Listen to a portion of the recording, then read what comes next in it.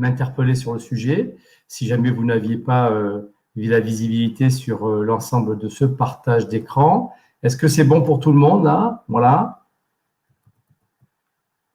OK. Merci. Bien, donc on va démarrer. Je vais refaire une action de partager vraiment l'écran en plein écran parce qu'on a malheureusement, voilà. OK. Bien, donc aujourd'hui, aborder et comprendre l'étape du closing, c'est bien sûr pour vous une étape importante. D'ailleurs, j'aurai l'occasion de vous proposer donc tout simplement un petit sondage en cours de route. Donc, ce webinaire, nous allons voir que l'aboutissement de la vente est une étape qui est logique dans le cycle de vente, qui demande bien sûr de la lucidité dans la relation que vous avez avec votre client, mais surtout une bonne préparation. Donc, nous allons essayer de voir comment comprendre les différentes attitudes des clients pour mieux vous positionner lors de l'entretien, lors des entretiens, les différents entretiens. Alors, je vais faire quelques rappels pour aborder l'étape du closing. Bien sûr, c'est une des dernières étapes de la vente. Par conséquent, on ne va pas pouvoir malheureusement aller au closing directement. Ça serait beaucoup trop simple si on voulait y aller. Donc, je vais faire quelques rappels pour la partie aborder l'étape du closing. Bien entendu, comme c'est la dernière étape, il faut faire un rappel sur les étapes précédentes, mais je vais essayer d'être assez concis et de ne pas rentrer dans le détail. Donc, d'abord, je dois rappeler que tous les entretiens que vous allez mener avant le closing, pendant la négociation, vous obligent à connaître un certain nombre d'éléments sur votre client ou sur l'entreprise. D'abord, sur son entreprise et son environnement. Alors, quand on dit entreprise et environnement, c'est bien sûr qui est votre client, quel est son marché, comment il se positionne sur ce marché, quels sont ses défis ou les enjeux qui sont devant lui et est-ce qu'il affiche clairement sa politique de croissance. Deuxièmement, il faudra connaître bien sûr vos interlocuteurs ou votre interlocuteur, quelle est sa position dans le périmètre décisionnel, qui compose le périmètre décisionnel, qui décidera quoi et à quel moment. Donc ça peut être les achats, le DAF, la direction générale ou tout simplement le DSI ou des opérationnels qui vont participer au projet. Donc attention, le périmètre décisionnel est vraiment important, mais surtout comment se positionne votre interlocuteur dans cette équipe si il y a, on va dire, une multidécision. Et enfin, quelles sont les motivations? Alors, quand on dit les motivations, c'est les motivations de l'entreprise, bien sûr, et de votre interlocuteur. C'est-à-dire, est-ce qu'il fait l'objet d'une mission qu'il doit conduire? Est-ce qu'il y a un projet derrière? Quel projet? Quand ce projet va-t-il aboutir? Qui va le mener? Bien entendu, comment, etc. Donc, toutes ces motivations et bien sûr, quels sont les problèmes auxquels il fait face, sont des choses que vous devez découvrir et qui font partie de la découverte intégralement. Alors, je ne rentre pas dans le détail, dans un détail plus précis, c'est ce qu'on voit actuellement dans les phases de découverte. Deuxième chose, pour aborder et comprendre l'étape du closing, il faut que vous puissiez vous assurer de la compréhension de la valeur de votre offre. Alors, je vais juste, comme je ne vois pas vos questions, si c'est OK, n'hésitez pas à m'interpeller sur les questions. Donc, s'assurer de la compréhension et de la valeur de votre offre ou de votre solution, c'est quoi? C'est bien sûr avoir, ce n'est pas, si vous voulez, simplement ce que fait votre solution ou ce qu'elle propose comme particularité. C'est surtout s'assurer de la compréhension du positionnement de votre entreprise sur votre marché, dans sa capacité à résoudre les problèmes de ses clients. Donc, cette proposition de valeur, c'est un exercice que je mène habituellement avec les équipes lors des formations ou des interventions que j'ai, car souvent, la proposition de valeur n'est pas très bien comprise. Alors, qu'est-ce que c'est la proposition de valeur? C'est bien sûr, je reviens sur, c'est bien sûr définir quels sont les problèmes de votre cible. Donc, vous avez peut-être plusieurs cibles. Donc, chacune des cibles a des problèmes, avec des problèmes à résoudre dans l'entreprise. Ça peut être des problèmes de process, des problèmes de rentabilité, des problèmes de fonctionnement ou d'efficacité. Tous ces problèmes, il faut pouvoir les mettre en évidence et voir comment vous vous positionnez avec votre entreprise pour les résoudre. Et ça, c'est vraiment un fondamental qui va vous permettre de, bien entendu, identifier les conséquences des problèmes dans l'entreprise que vous convoitez. Et donc, en fonction de chacune de vos cibles, si vous avez plusieurs cibles, eh bien, il faudra définir quelle est la proposition de valeur et comment en tant qu'éditeur, votre solution amène une capacité à résoudre les problèmes et donc à répondre aux besoins du client. Et bien sûr, ça va être la fondation quelque part, ou le fondement, si vous voulez, de l'argumentaire principal. Donc, ça sera vraiment important, bien sûr, de découvrir ces problèmes lors de la découverte, mais également de les comprendre et d'en mesurer les conséquences sur l'entreprise. Ça peut être des conséquences de type financière, de type organisationnel, de type concurrentiel. Donc, c'est vraiment important de connaître les conséquences des problèmes de votre client qu'il ne va pas forcément vous énumérer très, très facilement. Donc, ça n'a rien à voir avec les qualités ou les défauts de votre offre. C'est vraiment adressé à un marché qui vous correspond. Et ça vous permet également, lorsqu'on a une proposition de valeur unique, en quoi elle se différencie des concurrents. Donc ça, c'est juste un petit rappel. Bien sûr, chacun à votre niveau, vous avez une taille de marché différente, donc il faudra avoir une réponse qui soit, on va dire, coordonnée, qui doit correspondre à votre cible. Alors, vendre de la valeur, donc, c'est l'avoir parfaitement intégré. Qu'est-ce que vous amenez au travers de votre solution, la solution n'étant qu'un moyen, et savoir la mettre en ligne avec une vraie préoccupation du client, une réelle préoccupation du client pour développer un bon argumentaire. Enfin, troisième point qu'il faudra connaître avant d'arriver à l'étape du closing, et j'en terminerai par cette étape-là, la soutenance au sens large. Donc, la soutenance, c'est comment vous allez décrire et argumenter sur votre solution. Et bien sûr, cette phase, c'est bien le commercial. Et lui-même peut être assisté avec un avant-vente ou autre qui la dirige, qui l'évalue et qui valide les différentes étapes. Donc, c'est un moment où vous devez être vraiment impliqué et ça doit se ressentir par le client dans la capacité de la présentation que vous avez de votre solution et de votre société. C'est vraiment faire émerger un certain nombre de choses. Donc, il va falloir élaborer, bien sûr, une proposition avec un fond et une forme la plus importante, la plus concise possible et surtout la plus claire possible, et faire émerger donc cette proposition de valeur, donc en quoi votre solution amène une réponse aux besoins du client et résout ses problèmes. Pendant cette phase, il vous faudra conduire une stratégie de victoire, c'est-à-dire être vigilant sur tous les petits signaux que vous pouvez avoir lors des entretiens en face à face ou en ligne avec votre client ou son équipe, pour éventuellement déceler des pertes d'intérêt. Alors, ça peut être des utilisateurs qui vont s'opposer à la solution parce que ça dérange leurs habitudes. Ça peut être lors d'une démonstration des gens qui ont pris la parole avec des objections importantes à traiter. Ça peut être lors de la remise de votre offre ou des différents entretiens que vous avez menés et sur lesquels vous aurez forcément des objections qu'il faudra traiter. Donc ça, c'est, on va dire, la partie soutenance au sens large, mais je ne vais pas rentrer dans le détail aujourd'hui, ce n'est pas l'objet. Je vais arriver rapidement à l'étape du closing. Et ensuite, défendre cette soutenance, il va falloir défendre votre position, faire valoir votre proposition de valeur, comme je le disais tout à l'heure, c'est-à-dire en quoi vous êtes en capacité d'amener une véritable réponse à votre client en résolvant ses problèmes et les conséquences sur l'entreprise. Et bien sûr, rappeler à ce moment-là toujours ce qui compte le plus aux yeux du client avec conviction et enthousiasme. Donc, cette partie-là, c'est vraiment les étapes préalables au closing. Donc, je ne vais pas rentrer plus dans le détail, mais ça suffit de bien déjà se positionner sur ces différents éléments. Alors, si je dois résumer la phase préalable pour aborder une bonne étape du closing, c'est bien sûr de construire pour gagner. C'est-à-dire que sans construction, il ne sera pas possible de closer efficacement.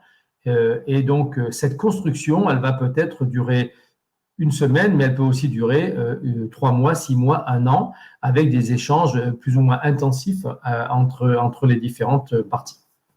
Donc, ces échanges-là, il faut bien comprendre ce que veulent vos prospects. Donc, en général, ce qu'ils cherchent, comme je le répète depuis le début, c'est que votre solution leur permette d'être plus performant, donc gagner en performance, faciliter les process existants, augmenter les potentielles économies, bien évidemment. Et donc là, on aborde les aspects de ROI qu'il faudra savoir traiter de manière factuelle. Je rappelle juste que le ROI ne peut pas être évoqué s'il ne peut pas être mesuré.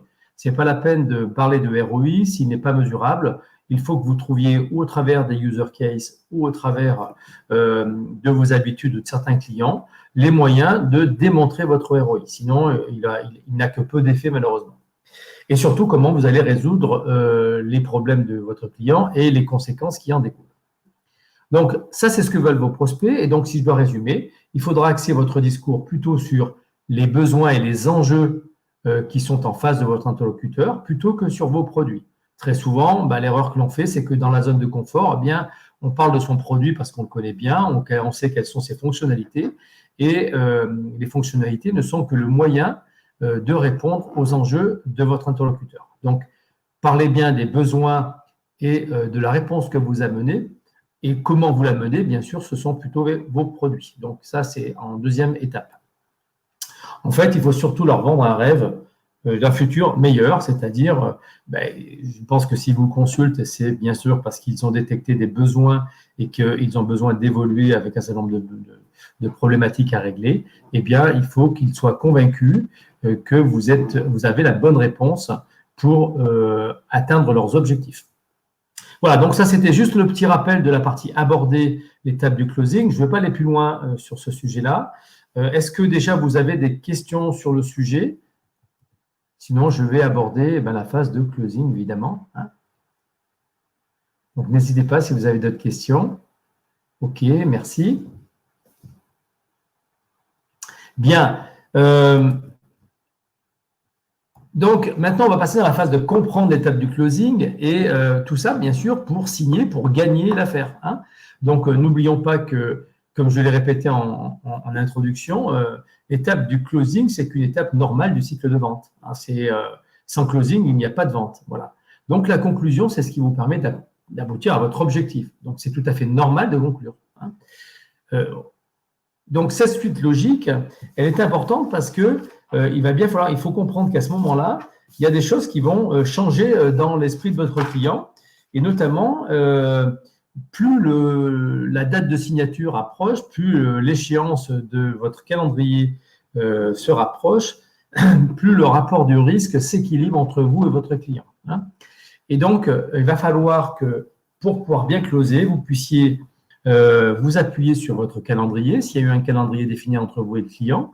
Est-ce que vous êtes dans la période de closing et est-ce qu'on est bien au moment où le client est en mesure de prendre sa décision? S'il n'a pas encore vu l'ensemble de vos confrères ou s'il n'a pas vu toutes les démonstrations ou obtenu toutes les propositions, peut-être qu'il ne sera pas encore en mesure déjà de vous répondre. Deuxièmement, il faudra s'assurer que les objections ont toutes été traitées. S'il reste des objections, qu'elles soient fondées ou non, il faudra s'assurer de les traiter de façon à ce qu'il n'y ait plus de doute dans l'esprit du client. Et donc, il faudra lever les différents doutes que n'exprime pas souvent le client. D'ailleurs, des fois, il les exprime et parfois, il ne les exprime pas. Il faudra aussi que dans cette closing, vous ayez bien en face de vous le décideur ou les décideurs et que vous ayez connaissance de l'ensemble du périmètre décisionnel. Peut-être que le DAF va devoir intervenir, peut-être que le service juridique, lui aussi, va devoir intervenir.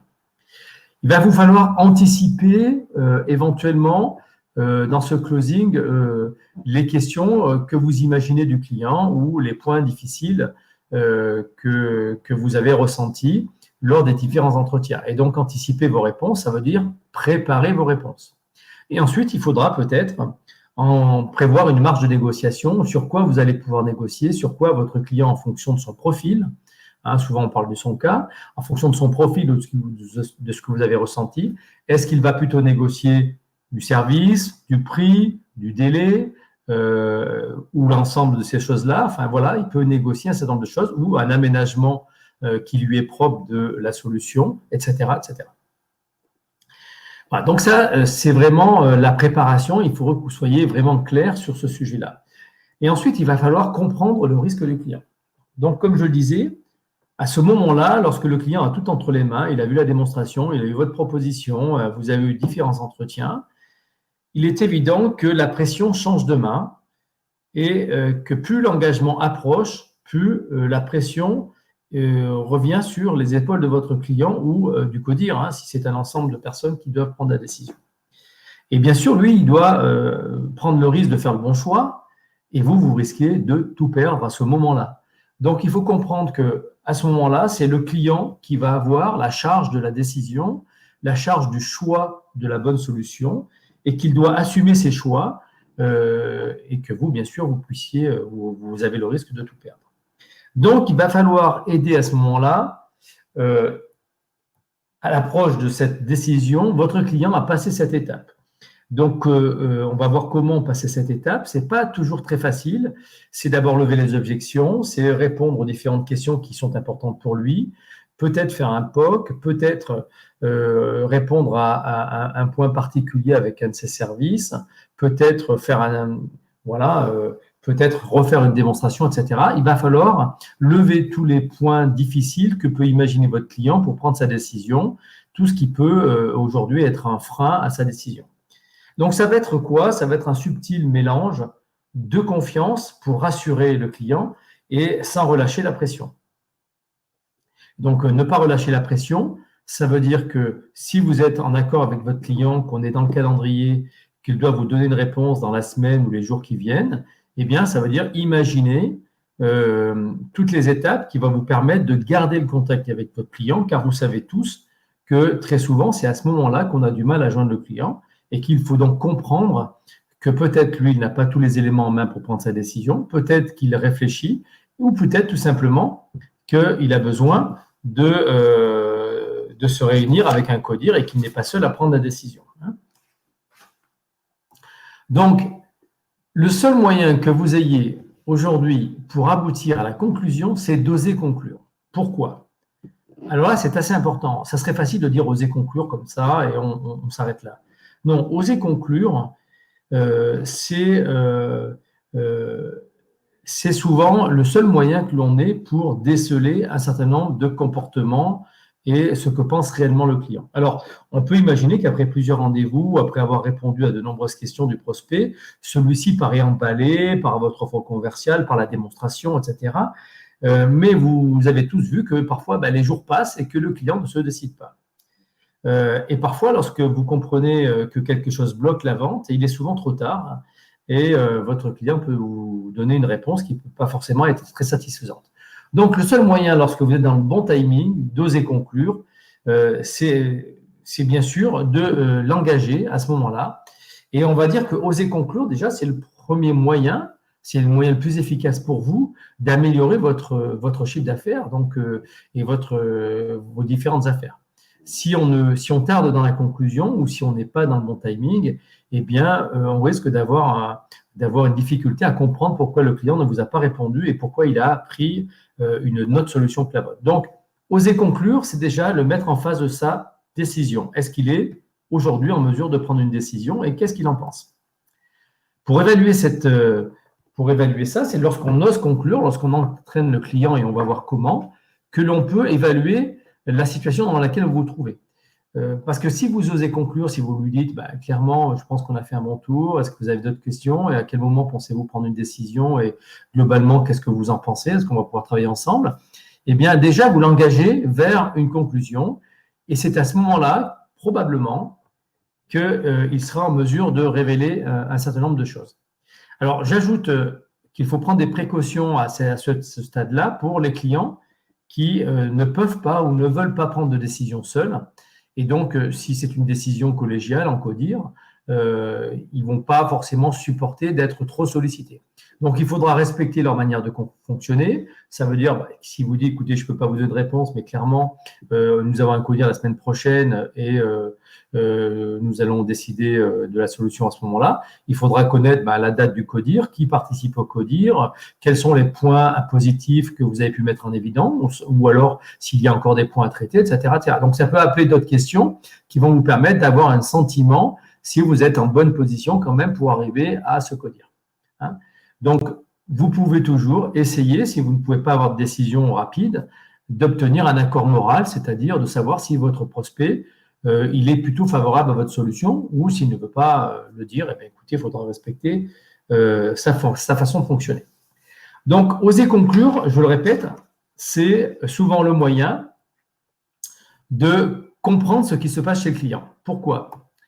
D'abord, quand est-ce que vous allez le faire? Eh bien, bien sûr, lorsque vous serez dans le calendrier du client, lorsqu'il peut manifester des signaux d'achat ou lorsque la date de signature approche tout simplement. Ça peut être tout simplement, pour ceux qui ont un cycle de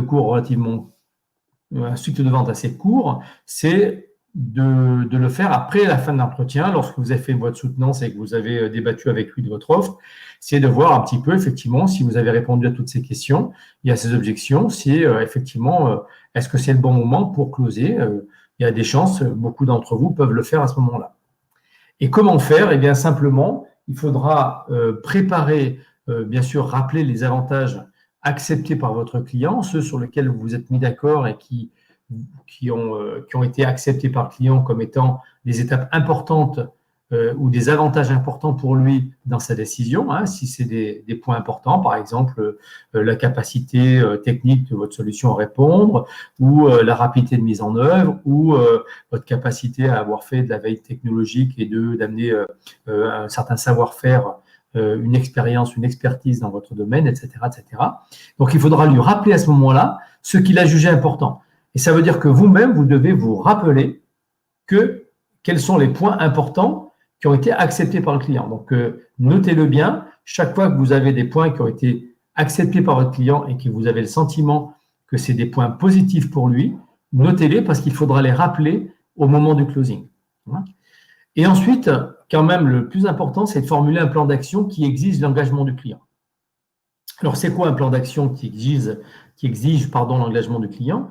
C'est, si vous êtes dans la bonne étape du cycle de vente, c'est de voir un peu comment le client, à quel moment il va prendre sa décision et qu'est-ce qu'il faut faire pour que vous puissiez vous engager avec lui ou qu'il s'engage avec vous. Hein. Donc, c'est à ce moment-là, très souvent, lorsque on le pousse dans ses retranchements de manière intelligente, qu'il va révéler, ce qui l'empêche de s'engager. Il va vous dire, non, mais là, c'est beaucoup trop tôt, on n'a pas encore vu un tel, et puis il faut que je consulte ma direction, etc. Donc, c'est en osant conclure que très souvent, on va avoir en retour des éléments pour lesquels le client vous dit, moi, je ne suis pas en mesure aujourd'hui de vous donner une réponse. Et donc, d'amener des questions de type, écoutez, est-ce qu'il y a des points en particulier sur lesquels je n'aurais pas répondu, sur lesquels vous auriez besoin d'être rassuré, etc., etc. Donc, il faudra effectivement lever tous les doutes à ce moment-là, et c'est les questions d'engagement, le plan d'action qui va vous permettre de montrer, d'obtenir de votre client ce qui l'empêche de s'engager. Donc, n'hésitez pas, c'est souvent à ce moment-là que vous devez sonder effectivement ce qui empêche votre client de se décider. Donc, ça peut être le codir, ça peut être le fait qu'il a mal compris quelque chose dans votre soutenance. Peut-être que le prix est un obstacle, mais donc il faudra l'aborder. Peut-être qu'il a déjà un engagement par ailleurs. Enfin bon, il va falloir regarder ça de près. Et c'est à ce moment-là, lorsque vous allez oser conclure et formuler un plan d'action sur quand il sera en mesure de se décider et avec qui, que vous allez obtenir des informations qui vont être des informations cruciales. À ce moment-là, il sera important, bien entendu, de ne pas laisser d'ombre au tableau. C'est-à-dire que toutes les réponses qui peuvent être évasives ou qui sont de nature peu significative, de type écoutez, je vous tiens au courant, je vous donnerai ma réponse plus tard, ou voilà. Ça, ce sont des réponses qui vont lui permettre de gagner du temps, mais qui ne vous donnent pas beaucoup d'éléments sur la suite de l'opération. Donc, il faudra vraiment, toute réponse n'est pas évasive, il faudra absolument essayer d'obtenir de votre client des éléments factuels, des éléments concernant les éléments de la décision. En particulier, dans les closings, vous devriez déjà être en mesure de connaître quels sont les points en particulier sur lesquels il va être attentif dans le dépouillement des offres, par exemple. Quels sont les points sur lesquels vous allez être particulièrement regardant ou qui vous paraissent les plus importants dans les différentes offres que vous avez révélées. Donc là, par exemple, ça va être le moyen de comprendre ce à quoi il a peut-être attaché de l'importance plus que d'autres. Voilà, donc, en fait, vous comprenez que pour obtenir des informations au moment du closing, c'est ce subtil mélange de pression, mais également de respect du client, tout en ayant, bien sûr, une précision lors de votre capacité à oser conclure. Donc, si on vous mettez dans la tête que oser conclure, c'est une suite logique du cycle de vente et que c'est le meilleur moyen pour vous d'atteindre vos objectifs, jamais un client ne vous reprochera d'avoir tenté de conclure ou d'avoir tenté de connaître son opinion sur la suite des événements et à quel moment il sera en mesure, effectivement, de vous donner une réponse et de vous accompagner. Alors, il peut y avoir des signes positifs et des signes négatifs à ce moment-là que vous devez également déceler. Alors, ça peut être avant, hein, d'ailleurs, la conclusion. Donc, les signes positifs, ça va être, il vous demande de participer à un POC de validation. Ou alors, il veut vous faire rencontrer la direction générale, par exemple, ou le DSI, ou le service juridique. Hein. Il vous donne un accord de principe, donc ça, c'est l'engagement moral, c'est-à-dire ce que vous avez essayé de voir avec lui si vous êtes en bonne relation. Ou alors, il vous parle de conditions négociées, ce qui est plutôt bon signe. S'il veut négocier avec vous, c'est que probablement sa décision est prise déjà sur le plan du principe. Maintenant, il faudra le qualifier ça au moment de la négociation, on va dire, sur le tarif, si vraiment il y a négociation sur le tarif. Et les signes négatifs, eh bien, il vous dit que la décision n'est plus entre ses mains. Donc ça, c'est effectivement, ça arrive assez souvent, donc c'est un moyen d'évacuer le problème. Donc, entre les mains de qui est-elle? Donc ça, c'est la question qui suit forcément derrière. Il refuse de vous donner son opinion, ça veut dire que probablement, vous êtes challengé, probablement. Il reste vague sur la date de décision, donc ça veut dire qu'ils ne sont pas en mesure de prendre la décision, ou alors la décision est peut-être déjà en train de se prendre et il attend qu'elle soit définitivement prise pour vous annoncer que c'est trop tard. Et il émet des objections non fondées sur votre offre. Donc tout ça, c'est des éléments qui peuvent être négatifs. Mais je pense que de ce point de vue, vous les anticipez, vous les connaissez. Je voulais juste terminer par l'objection prix, ou presque terminer, puisqu'il reste une ou deux slides et j'en aurai terminé.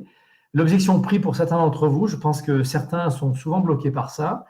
On dit que pour un éditeur, ce n'est pas le principal obstacle parce que, bien sûr, la qualité de l'offre, de la solution, ses fonctionnalités, sa capacité à répondre aux besoins et aux problèmes du client et à les résoudre est plus importante que le prix. Bon, sauf si, évidemment, on est dans un prix qui est du simple au double. Mais très souvent, pour une même solution, on n'a pas, selon les options, des écarts très importants. Donc, ce n'est pas une réelle objection. Deuxièmement, le prix représente la valeur que le client est prêt à donner pour l'utiliser, l'application. Si vous arrivez avec une application qui est extrêmement chère et que le client va n'utiliser qu'une petite partie, ça va lui paraître effectivement surévalué. Donc, qu'est-ce que vous devez faire? Alors, il existe bien sûr tout un tas de techniques pour aborder les aspects du prix. Je ne veux pas rentrer trop dans le détail ici, mais on pourra y revenir pour ceux qui le souhaitent. C'est d'abord, bien sûr, valoriser les avantages perçus par le client, ce qu'on a vu tout à l'heure, à votre proposition de valeur unique. Est-ce que le prix est une véritable obstruction à la collaboration ou est-ce que c'est le seul élément qui aujourd'hui vous empêche de travailler, hein? Donc ça, c'est des points importants.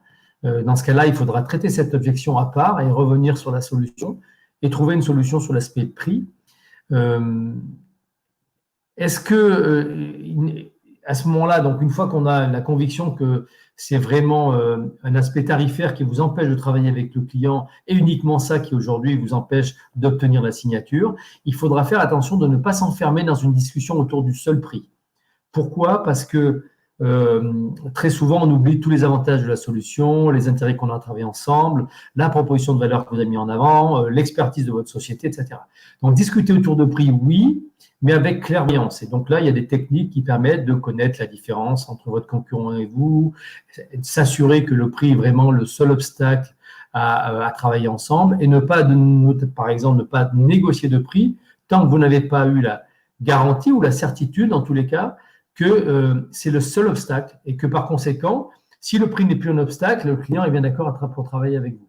Hein, voilà. Et donc, il faudra valoriser peut-être votre solution si vous êtes plus cher au travers du ROI que vous apportez. Peut-être que votre ROI peut être rapidement compenser le prix de la solution sur un certain, sur quelques mois ou sur quelques années. Et ensuite, pour sortir de la négociation autour du prix, il faudra utiliser des alternatives d'options gratuites, pas gratuites, offertes un certain temps, par exemple l'hébergement, ou des services que vous pouvez amener et qui sont importants aux yeux du client, sans dévaloriser votre offre, évidemment. Hein, l'objectif, ce n'est pas de faire de la remise et de dévaloriser en perdant du crédit, c'est au contraire d'amener peut-être plus de services, plus d'options, qui sont importantes aux yeux du client et de trouver des alternatives à ce niveau-là. Et tout ça, bien sûr, se fait en ayant à anticiper une marge de négociation, c'est-à-dire que si vous vous retrouvez lors d'une négociation sans avoir prévu ce sur quoi vous pouvez faire un effort, à quel niveau et quels sont les services que vous pouvez peut-être offrir partiellement ou proposer au client, eh bien, ça sera difficile, vous risquez de ne pas avoir la réponse immédiate. Voilà, donc l'objection prix, il y a beaucoup de moyens de la traiter, mais véritablement, ce n'est pas le principal obstacle pour les éditeurs en règle générale, même dans des situations de forte concurrence. Ça veut dire que globalement, il faut que vous puissiez travailler votre proposition de valeur et bâtir un argumentaire qui vous fera passer au-dessus de l'aspect prix. Voilà, pour terminer, on va dire que le closing, c'est le moment où vous devez poser des questions collaboratives, c'est-à-dire des questions qui montrent votre envie de collaborer et qui vont aussi permettre à votre client de se situer dans un mode collaboratif. Par exemple, on a vu l'engagement moral. Si vous étiez seul à décider, est-ce que votre choix se porterait sur notre solution, hein? Donc, ça ne coûte rien de poser la question. Est-ce qu'il y a encore un point sur lequel je peux répondre et qui me permettrait de vous convaincre définitivement? Est-ce qu'il y a encore une garantie particulière que vous souhaiteriez qu'on amène pour qu'on puisse collaborer? Et si, par exemple, votre proposition doit être transmise à un codir, là, il y a vraiment des moyens d'agir. C'est qu'est-ce qu'on peut faire, vous et moi, pour faciliter une décision finale auprès des différents interlocuteurs lors du codir. Est-ce qu'il faut que je vous fournisse, par exemple, une présentation simplifiée que vous allez aménager? Est-ce qu'il faut que je vous fasse émerger les points forts de notre offre et faire peut-être une synthèse qui va leur permettre de mieux comprendre votre proposition, etc., par rapport aux concurrents? Et peut-être la question assez directe, qu'est-ce qui vous ferait dire oui à notre proposition? Est-ce que c'est vraiment un aspect tarifaire ou un aspect fonctionnel ou un aspect peut-être complètement exogène que vous n'avez pas pour l'instant encore compris? Voilà, donc ces aspects collaboratifs sont des aspects qui permettent de vérifier l'engagement de votre client à vous accompagner et donc à faire un bout de chemin avec vous, hein. Voilà. Alors, lorsqu'on est à la phase de signature, on dit que l'après-signature, c'est le moment idéal pour renforcer les liens et affermir la confiance réciproque. Donc, signer, ce n'est pas simplement recevoir le bon de commande, c'est d'abord remercier son client de la confiance qu'il a pu faire, c'est aussi étendre dans ce climat-là votre capacité peut-être à rechercher de nouveaux business potentiels, par exemple faire du cross-sell ou de l'upsell chez votre client, hein, ou envisager à l'issue de la première solution que vous avez vendue d'étendre cette solution vers d'autres options que vous n'avez pas forcément évoquées pour l'instant. Et surtout, c'est le moment, si votre client est content de signer avec vous, d'envisager des recommandations de sa part, hein. C'est souvent le plus important, c'est-à-dire à ce moment-là, est-ce que vous avez dans votre entourage professionnel des gens qui pourraient être intéressés par notre solution? Est-ce que vous pourriez me recommander auprès de qui? Etc. Donc, c'est vraiment des choses qu'on oublie un peu trop souvent et qui sont aujourd'hui le moyen facile de prendre contact de la part de votre client auprès d'un prospect. Et enfin, il faudra penser à capitaliser lors du closing. C'est bien sûr, vous avez fait une belle affaire. Pour vous, vous avez capitalisé sur une nouvelle affaire avec une nouvelle référence. Votre client peut être assez enclin et vous pouvez lui poser la question, qu'est-ce qui a fait la différence? Et finalement, comment se sont positionnés nos confrères? Quelle a été leur attitude? Et parfois, vous allez obtenir des informations sur la concurrence qui vont être très importantes. Alors, peut-être même parmi vous, certains clients vont accepter de vous donner des éléments plus ou moins confidentiels, mais qui vont vous permettre de mieux vous positionner sur vos offres. Surtout, n'hésitez pas de capitaliser sur un témoignage client qui pourra être utile pour votre référencement marketing. Ça peut être un témoignage sous forme de questions-réponses, ça peut être un témoignage simple, ça peut être un user case. Ça peut être aussi le moyen de négocier dans votre phase finale un cadeau particulier sur une option ou un service en contrepartie d'un témoignage client. Ça se fait beaucoup et comme ça ne coûte rien au client de vous apporter son témoignage, eh bien, vous pouvez le négocier lors de la conclusion de la proposition. Voilà, je pense qu'on a fait à peu près tout le tour. Alors, il reste l'aspect juridique que certains d'entre vous c'est une phase suivant la signature ou une phase qui est parfois soumise aux achats. Bien sûr, ça ne remet pas toujours en question et rarement en question le choix du prestataire, mais ça peut induire un délai de négociation sur vos conditions générales de vente, sur vos contrats de maintenance, qui risque de retarder la vente. Donc attention, soyez vigilants auprès de ces services de façon à garder le contact avec votre client. Donc, poursuivre, étendre et capitaliser, c'est l'outil essentiel de votre développement futur. Quand on connaît les statistiques aujourd'hui, on sait que les clients pour lesquels vous êtes recommandé ont presque 4 fois plus de chances de signer avec vous à ce moment-là. Donc, n'hésitez pas à vous faire recommander, à utiliser vos références clients ou vos témoignages. Ça vous donne énormément de capacité à aller signer de nouvelles affaires. Donc, la recommandation en priorité. Voilà, j'ai à peu près terminé. Je voulais avant tout vous proposer un petit sondage. Merci pour vos commentaires. Vous êtes assez nombreux ce matin. Je voudrais faire un petit sondage qu'on fait en ligne, si vous voulez bien, sur 3 questions très simples auxquelles je vous demande de bien vouloir répondre. À la fin de la négociation, est-ce que vous vous sentez plutôt inquiet ou plutôt confiant?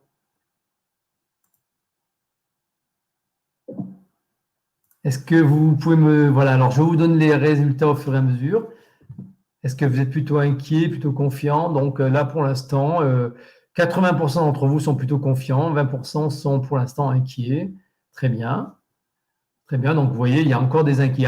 L'inquiétude monte assez rapidement, finalement, on est déjà à 33% d'inquiétude. Donc, ça veut dire qu'à ce moment-là, si vous êtes inquiet, effectivement, il y a peut-être des zones sur lesquelles votre client ne s'est pas bien exprimé, sur lesquelles peut-être vous n'êtes pas été suffisamment important. Pensez-vous être suffisamment préparé pour bien l'aborder? Alors oui, à ma grande majorité pour l'instant. Ceux qui ont voté, bon, vous n'êtes pas très nombreux pour l'instant à voter. Donc, allez-y, voilà. Est-ce que vous êtes bien préparé pour l'aborder? Donc, il y en a quelques-uns. Donc, en majorité, c'est oui à 80%, 20% non.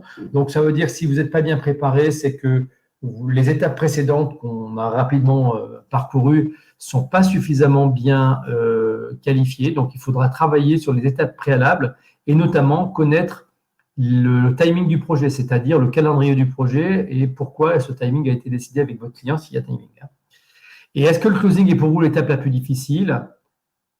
C'est assez équilibré. Aujourd'hui, on est à 50-50 pour l'instant. Alors, une petite majorité, 54% pour une étape la plus difficile. Vous voyez, donc ça reste quand même une étape délicate. C'est normal, on est dans une étape pas de confrontation et c'est pour ça qu'il faut l'envisager différemment comme une étape logique. Donc, vous êtes à 54% à dire oui, c'est une étape assez difficile. Donc, vous voyez, ça nécessite de travailler sur les étapes précédentes pour pouvoir effectivement… Merci pour le sondage. Il faut travailler effectivement sur les étapes précédentes pour arriver à bien travailler sur ceci. Alors, je vais terminer rapidement. Je vous remercie pour le sondage. Donc, vous voyez qu'il y a encore un peu de travail à faire, mais c'est normal. La vente complexe, c'est quelque chose sur lequel on s'améliore tout au long de sa vie, de toute façon. Donc, ce qu'on vient de voir, c'est la partie closing uniquement. C'est un extrait de la formation qui dure 2 jours en présentiel et 4 demi-journées en ligne, si vous souhaitez plutôt suivre ces formations. Mais on va pouvoir aborder également beaucoup d'autres sujets, comme bien sûr les 4 étapes clés de la vente d'un logiciel, faire en sorte que ce processus soit reproductible pour tous vos clients, de tous vos clients, travailler sur une découverte vraiment cruciale, c'est une découverte bien faite, bien automatisée, entre guillemets, pour que vous n'oubliez rien. Bâtir un argumentaire, donc on a quelques exercices sur la façon de bâtir un argumentaire. Ça nous permet de bâtir aussi une stratégie de réponse et bien sûr, si vous le souhaitez, pour ceux qui le souhaitent, avoir une stratégie d'approche de votre territoire commercial au sens large, c'est-à-dire comment travailler auprès de vos clients, comment bâtir un plan d'approche et une prospection qui soit ciblée et qui soit plus efficace. Voilà, donc ça, c'est pendant les 2 jours en présentiel, les 4 demi-journées. Et puis, nous proposons également, juste pour terminer, donc dernier slide, les techniques de vente. Et pour ceux qui sont du domaine plutôt marketing, comment positionner votre offre sur le plan marketing, comment mettre en œuvre le plan marketing également, c'est-à-dire on vous donne des clés d'un bon plan de marketing, sachant que la majorité de l'inbound marketing, donc des leads que vous allez recevoir, proviennent pour les éditeurs d'une bonne stratégie marketing. Donc, c'est très, très efficace. Si vous n'avez pas suffisamment de bons leads qualifiés, c'est que votre stratégie marketing ou votre marketing opérationnel n'est pas tout à fait au point. Voilà. Et puis, les enjeux techniques, c'est plutôt pour les CTO, c'est-à-dire concevoir des applications agiles. Et donc, c'est plutôt technique en termes de trucs. Alors, j'ajoute que toutes ces formations sont financées à 100% par les OPCA. Donc, si vous faites la demande en ligne sur le site de Route to Business, vous pouvez faire la demande, même si la date n'est pas… les dates sont déjà proposées, hein, mais en inter-entreprise. En intra, on s'adapte à vos disponibilités. On peut faire des formations intra. Et elles sont financées à 100%, c'est-à-dire aucun coût pour l'entreprise, que ce soit de l'inter ou de l'intra, à partir de 4 salariés. Donc, vous voyez, profitez-en. Tout le monde peut suivre ces formations et vous avez vraiment une capacité à les suivre et bien sûr, on propose des ateliers pour, lorsqu'on fait des intra-entreprises, vous accompagner lorsque vous avez des difficultés à développer votre business. Eh bien, on va faire des ateliers très pragmatiques qui vont vous donner des clés pour pouvoir aller développer votre business les uns les autres. Donc, on a déjà plus d'une dizaine d'années d'expérience. Et aujourd'hui, on va dire que beaucoup ont déjà suivi ces formations parmi ceux qui sont présents au webinaire. Donc, n'hésitez pas. Voilà, si vous avez des questions, eh bien, je suis là pour y répondre. N'hésitez pas. Alors, je peux également vous envoyer les réponses à l'issue de la présentation. Vous pourrez télécharger le PDF, de cette présentation dans l'heure qui suit, je pense. Est-ce que vous avez des questions ? Je vous remercie pour vos remerciements. C'est clair, merci beaucoup. Instructif, intéressant. Très bien. Est-ce qu'il y a des questions particulières ou non ? Alors, je parcours un peu tout le monde.